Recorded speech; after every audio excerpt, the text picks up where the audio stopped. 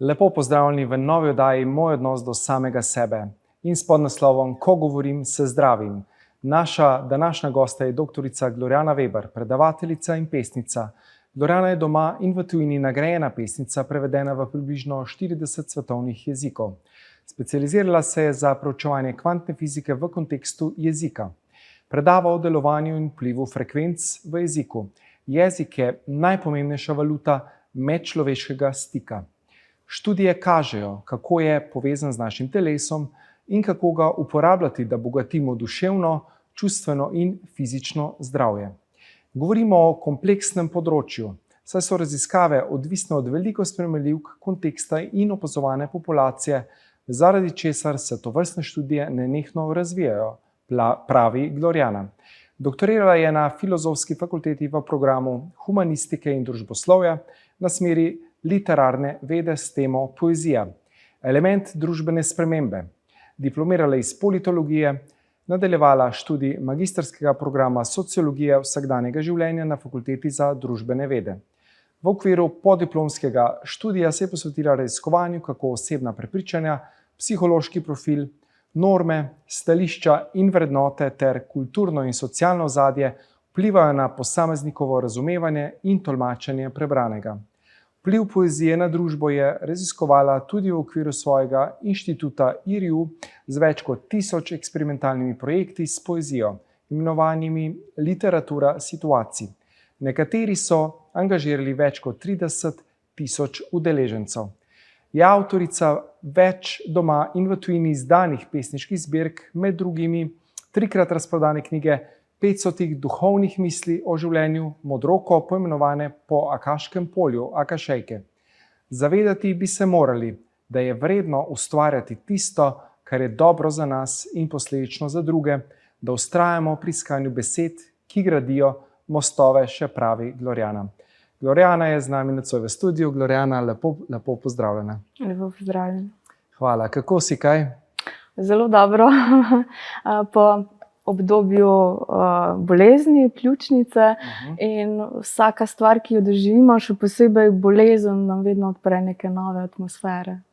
Definitivno, ne. Ko vidimo tisto darilo, ki je v ozadju vsake še tako težke preizkušnje, smo povsem novi, ne, bolj resnični, bolj pristni, kot smo bili kadarkoli prej, ne. Tako. Odlično. Dajva iti kar na to temo. Ko govorim, se zdravim, sva dala podnaslov najine oddaje, kako nas v bistvu lahko besede zdravijo. Ali po drugi strani, kako so lahko besede, ki so nižje vibracije, lahko v bistvu ustvarjajo težke situacije bolezni. Ja, torej besede, pa pravzaprav vse, kar v življenju počnemo, je vedno ena skrajnost, torej pozitivno ali pa negativno, ne. Zdaj, ko govorimo o besedah in o frekvencah, je treba seveda razlikovati, ne. Nekaj je govor, ko ustvarjamo zvok, torej govorimo o valovanju, o gibanju, o zvoku in to je merljivo. Ustvarjamo frekvence, ki so visoke oziroma nizke, a ne. Ko pa pišemo, se pa dogaja nekaj povsem drugega, ne. Zato jaz, ko pričnem govoriti o tem področju, vedno rada poudarim, kaj je v znanosti univerzalno sprejeto, ne, kaj pa ugotavljajo posamezni inštituti, različne, da rečem, raziskovalne ustanove, a ne, da upoštevamo pravo metodologijo, da ne zavajamo. To vprašanje, ne, ki si mi ga zastavil glede torej zdravja in besed, bi mogoče najprej povedala, ne, da je že torej univerzalno sprejeto, torej namenoma uporabljam to besedo, da nizke frekvence, nizkofrekvenčni hrup slabo vpliva na zdravje. In kaj recimo to je, da rečemo recimo v praksi, se pravi zvok, ki ga spuščajo na primer in pa frekvence, a ne, od klimatskih naprav, naši računalniki, televizije, to so vse nizke frekvence, a ne. In na dolgi rok to škoduje našemu zdravju, na krajši rok so to lahko glavoboli, stres in tako naprej. Na dolgi rok, a ne, so pa lahko tudi to težja obolenja. In to je pravzaprav področje, ki se danes šele dobro razvija, a ne. In torej, ko mi govorimo, tudi ustvarjamo frekvence, visoke ali nizke, kar si že tudi ti nekako napovedal, je odvisno od številnih spremenljivk. Definitivno. In to nam kvantna fizika danes govori, da je vse vibracija, vse energija. Mi smo menda 99,999% energija, vse ostalo je kaj? Ja, ostalo je pa pač prazen prostor, mislim, energija. In to je tisto, ki nam pravzaprav da najpomembnejše sporočilo, energija, to, kar si omenil. Je pa res, da opažam zelo danes v pogovornem jeziku, da se mogoče ne loči pojma frekvenca in pa vibracija. To je treba ločevati, ker recimo vibracija pomeni neko gibanje objekta ali pa delcev naprej in nazaj od neke ravnotežne točke, medtem ko frekvenca je pa tisto, kar mi danes govorimo, torej kako hitro se to gibanje ponavlja. In nizke frekvence, to je počasno gibanje, visoke frekvence so pa tiste, ki se hitreje gibajo. In ponavadi mi radi v pogovornem jeziku rečemo, da ima nekdo negativno ali pa pozitivno energijo, frekvenco, ampak to je pravzaprav samo pogovorno, ker frekvence niso pozitivne ali negativne. To znanstveno strokovno. Tako, ni znanstveno strokovno, ker to se navezuje pravzaprav na naša čustva, ko rečemo, nekdo je pozitivno, negativno. Tako da v kvantni fiziki se to malce drugače prav pojmuje. Torej, vibracija je tista. Vibracija in torej frekvenca, ki pa potem to v nekem enotnem časovnem intervalu raziskuje. Zdaj opažamo, da se veliko teh propagandnih mehanizmov v bistvu še ne zaveda, recimo mediji, da besede ustvarjajo te frekvence in vibracije, o katerih sva midva govorila, v vsakdanjem govoru tega zavedanja ni. Ja, jaz se vedno sprašujem oziroma rada razmišljam, koliko je to znanje dejansko prisotno, koliko se ga uporablja in koliko smo mi o tem znanju izobraženi oziroma vemo. In dejansko je ta diskrepanca, da to znanje se uporablja, posebej to, kar si omenil, propagandna sporočila, recimo ne pa toliko, da bi mi imeli to znanje, ker marsikaj od tega, seveda, kar se tiče teh frekvenc, ni dovoljeno, ampak se vseeno uporablja v marketinške namene, od vseh teh vsiljenih sporočil in tudi kakšna glasba, ki ustvarja občutke odvisnosti in tako naprej. Tako da to znanje zagotovo je na tistih mestih, kjer se ga želi, recimo temu, izkoristiti v negativne namene. Zdi se mi pa, oziroma se mi zdi, da kar tako je, da se premalo o tem govori. Govorimo danes o sovražnem govoru, ne pa o tem, kaj se dogaja z našim zvokom, z našimi besedami. Torej vse je energija. Naše besede so energija in je zelo pomembno, katere besede uporabljamo. In tudi ton, višina glasu, mislim, ta barva glasu, to je vse energija. Ja, točno tako. In še ena stvar je zelo pomembna, kar smo midva že v uvodu pravzaprav nakazala, ko si tudi rekel, da je to področje, da se nenehno razvija in da je zelo kompleksno. Zakaj? To ni nekaj, kar bi zdaj samo rekli in skušali to področje mistificirati ali kaj podobnega. Težko je zaradi tega, če čist laično razložimo. Recimo v ta prostor zdaj prihaja nek zvok. Recimo, in kako mi dojemamo ta zvok, je odvisno tudi od našega slušnega aparata. Tvoj je drugačen od mojega. Torej, nek zvok bo imel na tvoje telo, na tvoje celice, drugačen vpliv kot na mene.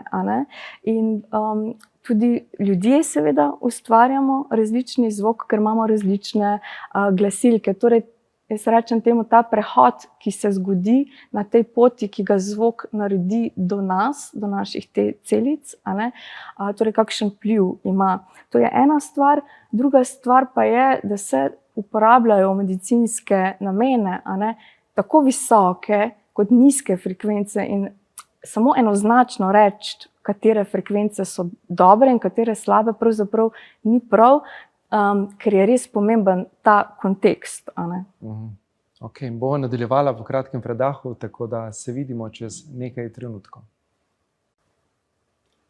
Lepo pozdravljeni v naši oddaji Moj odnos do samega sebe. Z menoj krasna gostja, dr. Gloriana Veber. Ja, ko govorim, se zdravim, je podnaslov najinega pogovora. Gloriana, ali obstaja kakšna razlika med pisano in govorjeno besedo v energiji, vibraciji, frekvenci, kakorkoli? Ja, to smo že malo nakazala prej, ampak torej bolj konkretno, torej tako, kot sem že omenila, ko govorimo, ustvarjamo zvok, in to je merljivo, ima frekvenco, to je merljivo z spektrografom in tako naprej, ker ustvarja zvok. Zdaj, ko je pa beseda napisana, ko jo beremo ali pa ko razmišljamo, je pa zdaj to delikatno. Zdaj, frekvenca je pogojena z gibanjem. Zdaj, če bi se mogoče najprej osredotočila, torej na naše misli, ko mi razmišljamo, nevroni potujejo pač v naših možganih, torej se ustvarja neko gibanje, valovanje. Torej bi lahko rekli, da torej se ustvarja frekvenca.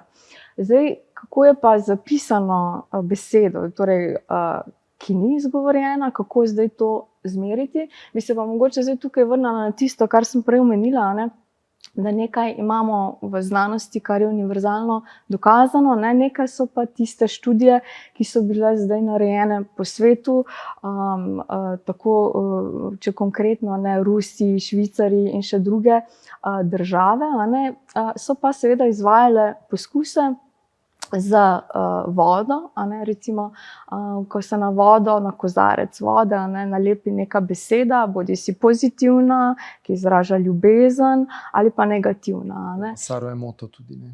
Ravno to si mi sedaj vzel iz jezika, kar sem ga želela omeniti, in to seveda ni nič novega. Te njegove poskuse že mi dolgo poznamo. In kar je pa zanimivo, je pa to, Rusi so šli pa korak dlje, ruski poskusi. Oni so pa dali posameznikom za piti tako vodo, in so potem takoj, ko so spili posamezniki to vodo, pregledali torej njihovo kri. In seveda ugotovitve so, da ne samo voda, tudi naša kri, človeška kri, takoj reagira na besede. Smo 70% menda iz vode, ne? Tako. Skratka, te in še druge podobne študije dokazujejo, da pisana beseda prenaša torej informacijo, pozitivno ali negativno, pač na nas, oziroma torej voda in preko vode do nas, in seveda na ta način zopet vpliva torej na naše zdravje. In zato je res zelo pomembno, bi jaz rekla, kar se tiče besed, sama, ker tudi pišem poezijo, moram reči, da sem zelo previdna, ali pa temu rekla, se zelo opazujem, ko berem kakšna čustva, se v meni zbujajo, bo rekla, čustva, ne samo tista, ki jih prinaša samo vedenje, o čem knjiga govori, ampak torej, da se vedno opazujemo, ko govorimo, predvsem pa preden začnemo govoriti, da mi ustvarimo prostor, iz katerega bodo prihajale besede. Da se povežemo s seboj, s svojim srcem, bistvom. Tako, in da če vstopamo v pogovor, ki, bom rekla, terja kritiko, da je ta jasna, da ne žali in pa da je predvsem s tem dobrim namenom posredovana. Absolutno, ne. Zdaj, velikokrat slišimo za toksične besede. Zdaj, kakšen vpliv imajo tudi na družbeno klimo, na posameznike, tega je ogromno tudi na socialnih družbenih omrežjih, ker se ljudje pod lažnimi imeni skrivajo in Ja. svojo gnojnico, bom rekel, zlivajo, Ja, ne, svoj ja. gnev, Ja. pokažejo verjetno ta odnos, ki ga imajo v sebi, ne, in to energijo Ja. stresajo, ne, to je kar škodljivo. Ja, seveda socialna omrežja so kanal, ki omogoča, da se skrijemo oziroma da frustracije tam odložimo, ne. In anonimnost to omogoča, ne, da lahko torej vsi ti troli in tako naprej, da lahko to nekako zakamufliramo, da temu tako rečemo.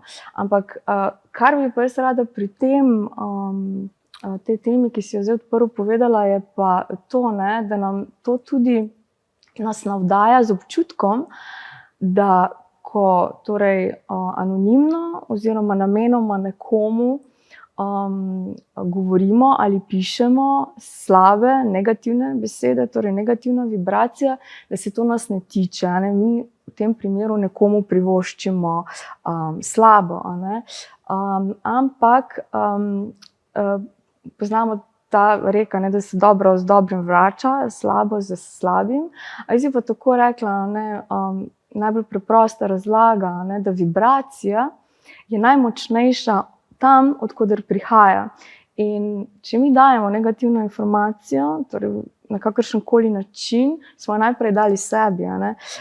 Torej že potem, če mi torej neke negativne besede, negativni jezik, jaz mu rečem mrtev jezik, a ne, uporabljamo, v prvi vrsti škodujemo vedno svojemu telesu, a ne. In potem še seveda drugim, ne. So ta stara modrost, ne, kar delaš drugemu, delaš sebi, ker smo v resnici ena zavest, ne. In če bi se ljudje zavedali te globe resnice enosti, kar nam zdaj tudi kvantna fizika govori, ne, Tako. Bi drugače mogoče delovali, ne. Tako, kvantna fizika, mislim, jaz sem resnično vesela za to področje, ker je marsikaj, kar prej ni bilo dokazljivo, a ne, je že dokazala, verjamem pa, da tudi marsikaj še bo, a ne. Ta kvantna povezljivost, mogoče superpozicija lahko omeniva. Tako, ja, mislim, to področje je res, a ne, pač fascinantno, a ne, pač to, kar si omenil, superpozicija, ne, ko imamo pač en, da rečem tako, delec ali pa če kar sebe vzamemo na nekem mestu, a ne, mi v tistem trenutku, a ne, je tisti delec, imamo 10 možnosti, kje smo lahko in mi se odločimo za enega, a ne. Mi kot v bistvu, ko opazujemo, s tem prenesemo to v to resničnost tukaj in zdaj tudi ta poskus dvojno režo tudi je pokazal, da mi smo zavestni opazovalci in ko opazujemo, se nek delček konkretizira.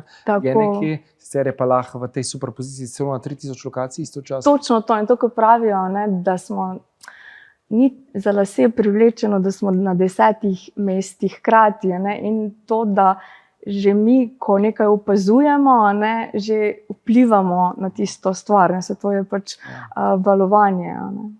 Kaj bi pa rekla mogoče v teh paralelnih svetovih, menda obstaja nek naš dvojnik tam nekje, ne? Tako.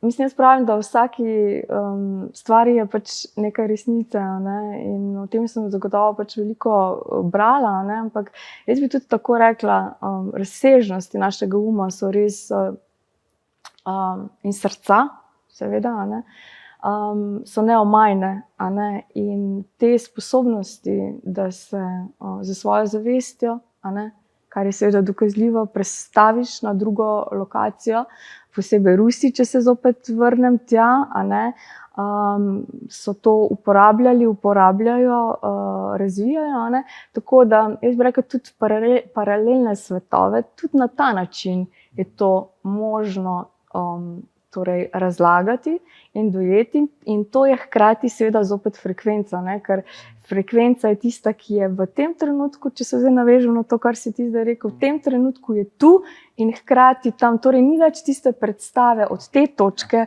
do one točke, tako so nas učili, ne, ampak v tem trenutku je že tam, ne, to je v bistvu. To je to, da je zdaj vse, kar je zdaj in je ta trenutek. Ne. Ta trenutek, ja. Vse, kar imamo, ne, edina resničnost. Ne. Tako.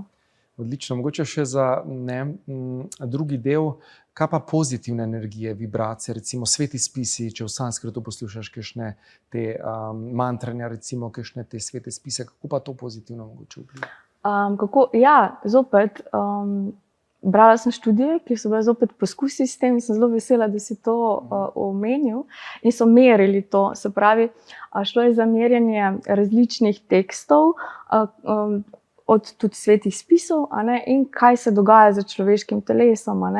In pač razlaga je bila ta, da zopet sveti spisi, mantranje, kako, kaj se takrat z zvokom dogaja, in kako vpliva na telo. Torej, tako se razlaga, ko ti mantraš, gre za neko ponavljanje, ki ustvarja v telesu občutek miru, torej neke spokojnosti, neke ljubezni.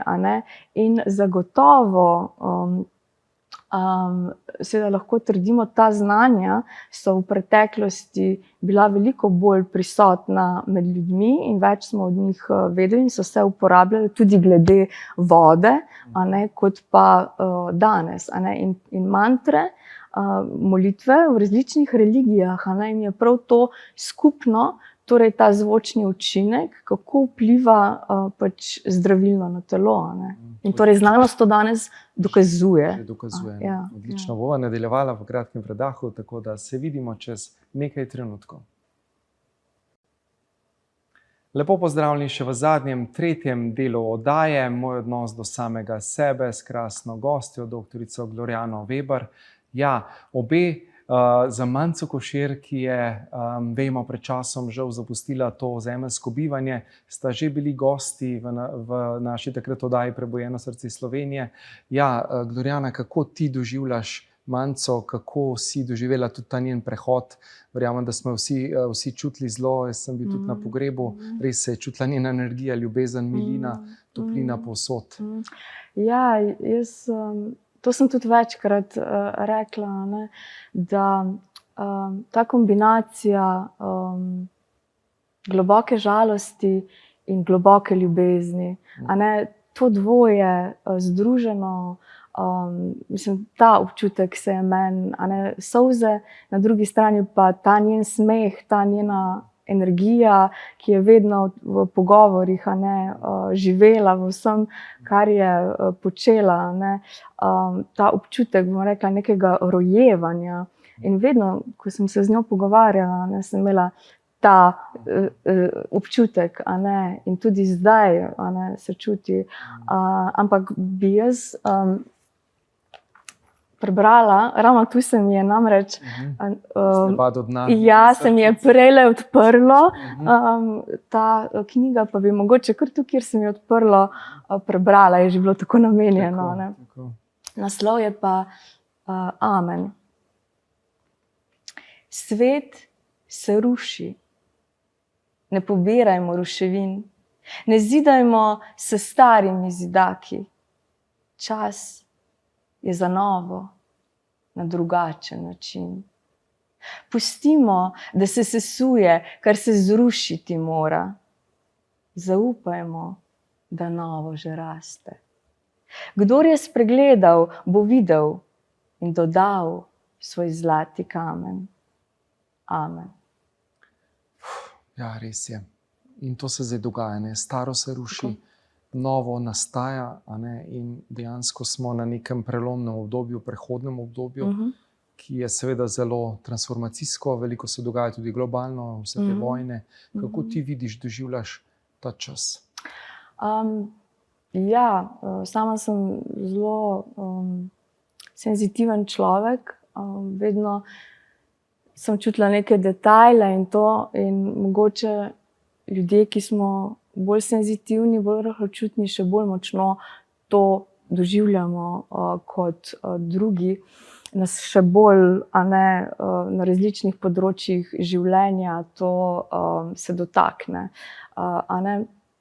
In vsekakor vse stvari, ki se dogajajo, so tudi ze strani frekvenc, mislim, so podprte, se da neke stvari izmeriti, da se spreminjajo, kar se tiče naše zemlje, in to seveda povzroča na vseh področjih spremembe. Zdaj, moje osebno mnenje, vse karkoli se spreminja, tako v negativnem, kot tudi v pozitivnem smislu, ima učinek na naše dojemanje sveta, pa če si to seveda priznamo ali pa če si ne. In predvsem se mi zdi v takih obdobjih pomembno to iskanje tega ravnovesja, tega prostora v naši notranjosti, ker naše telo je res en tak čudež. Naše telo vedno teži, da se vrne v ravnovesje. In ko pridejo težki časi, energetsko, ko se dogajajo stvari, spremembe, ko se te energije spreminjajo, je težko, se naše telo vedno avtomatsko po naravi želi vrniti v to ravnovesje. In včasih je dovolj samo, da se ne upiramo vsemu. In vsem tem občutjem, tem negativnim, pač dovolimo, da telo poskrbi za nas, samo telo bo našlo to frekvenco. Mogoče bi se tukaj sam navezala zdaj na to, kako vedno radi ljudje brskamo po podzavesti, tam so naši vzorci, kar je seveda dobro, ker marsikaj ostane iz otroštva, to vsi vemo, pa scenariji, pa vloge, ki jih igramo, pa to, in to raziskujemo in brskamo, da bomo to rešili, ker pa včasih bolj kot koplješ, pravijo, pod reko bolj smrdi, da sem zdaj kar po domače povedala. Včasih pa pozabljamo na ta naš višji jaz, pač prepustiti, da se stvari zgodijo. In če gledam zdaj to širše družbeno okolje, seveda moramo biti aktivni. Ko govorimo o politiki, ne govorimo o tem, da kar vse prepustimo, ampak tudi sila, ni ta vibracija, pač ni dobra. Zelo dobro se mi zdi ta misel, da če želimo, da nekaj novega pač zraste, se ni potrebno uničiti nekaj, kar je staro, torej, da se zopet nečesa z negativno vibracijo lotiš. Ampak, ko že ti vzgajaš nekaj novega, ko začne to rasti, začne tisto staro, odmirati. Če rečemo pa bolj zdaj v družbenem smislu, nekaj ne uporabljamo več, in začne na ta način odmirati, ker več tega ne uporabljamo. Ja, definitivno. Torej, v bistvu se poslavljamo počasi od starega, za transformacijo, s poglabljanjem v sebe in dejansko tudi vidimo tisto dobro v nas, in da smo hvaležni za vse, kar že imamo, in šele ko zavestimo, da v bistvu vse dobro, ljubezen, varnost, mir, svoboda, vse te potrebe, ki so transpersonalne, ki so duhovne, vse to že je v nas, lahko potem lažje kreiramo več dobrega v svoje življenje. Tako, več lažje, tako kot si rekel, dobro kreiramo, hkrati smo pa že na ta način zaščiteni, pred negativnim. Mislim, resnično, to so čisto vsakodajni izzivi v tako družinskih kot službenih okoljih, ko si napaden, ker smo različni karakteri, ko se skregamo, ko smo v tistem efektu. In seveda v efektu reagiramo ponavadi tako z največ tistega, kar imamo v sebi, ker tisto pač prevlada, ali pa potlačeno, ker tudi to želi na dan priti. Za nekaj danes govorimo o frekvencah, bi mogoče rada opozorila tudi na to, da ko pride do takšnih debat, ki pa niso več debate, ko naš glas preraste, vse to, ali pa seveda iz nasprotne strani, predvsem to mislim, da vdihnemo, ni treba na isti način nazaj, da samo ustvarimo nek prostor tišine. Zaradi tega, ko nam nekdo zelo strastno govori, in ko mi začnemo zelo strastno nazaj, se te energije začnejo trkati druga od druge. Vsak se želi zaščititi, biti varen. Ko pa mi sploh ne reagiramo, ko samo ustvarimo tišino, pa nasprotna stran avtomatsko zelo hitro opazi, kaj pa zdaj tišina? Opaziš, da se v bistvu sam s seboj pogovarjaš. In takrat, ko ti ustvariš to varno polje tišine, lahko potem pristopiš za neko besedo, ki je v nekem mirnem tonu in ki seveda vzbuja, če moramo nekaj težkega povedati, je torej uporabiti jasne besede, a nikakor kakšne manipulacije vsebini, da mi začutimo iskrenost, jasno in pa miren ton. Da smo tudi mogoče v tej tihi empatiji najprej, da pustimo, da se preko človeka transformira, kar se mora, držimo varen prostor in potem sočutno nekaj nazaj povemo, ok, ob tem, ko slišim tvojo jezo, stisko, nemoč, čutim, da ti je pomemben mir, svoboda, spoštovanje, pa tega nisi dobil s to osebo, tako da malo poreflektiramo nazaj sočutno. In tako človek stik s sabo najde. Tako, in vedno se zopet vrnemo k temu osnovnemu sporočilu, kot je ta oddaja, torej odnos do sebe. Zato je pomembno, da vlagamo v sebe, pa ali gre za področje raziskovanja frekvenc besed ali česarkoli drugega, ker s tem oplajamo tudi druge. In rada bi resnično to poudarila, da vedno opazujemo, kaj največ počnemo. Mi smo danes izpostavili besede, torej veliko govorimo, torej zelo pomembno, kako govorimo, ampak so še tudi druge stvari. In tistega, česar največ počnemo, tam je zelo pomembno, kakšna je ta energija. Karkoli je, lahko je tudi hobi, ker tudi tam lahko nekaj, nekakšna negativna vibracija in vzorec. In ta odnos do sebe, predvsem torej opazovanje jezika, vsega. Definitivno. Mogoče samo še zaključne misli, ker se nam je že čas iztekel, kako hitro gre. Relativni čas, kaj bi rada predala za naše gledalke, gledalce, glede besed, govorjenja? Rada bi predvsem povedala to, da besede niso samo pomen, ampak je vse tisto, kar besede nosijo in je bistveno, tako kot naše telo, in to je energija. Bodimo radodarni do te energije, naj bo čim bolj svetla, naj bo čim bolj ljubezniva in bo tudi naše telo, ne samo okolje, vedno radostno odgovarjalo. Odlično. Hvala ti, Glorjana, za obisk. Hvala, Najko, hvala za povabilo. Z veseljem. Tako da hvala torej tudi vam, naše drage gledalke in gledalci, da ste bili tudi nocoj z nami v naši oddaji Moj odnos do samega sebe. Tako da uživajte življenje, pazite na svoje besede in se vidimo prihodnjič.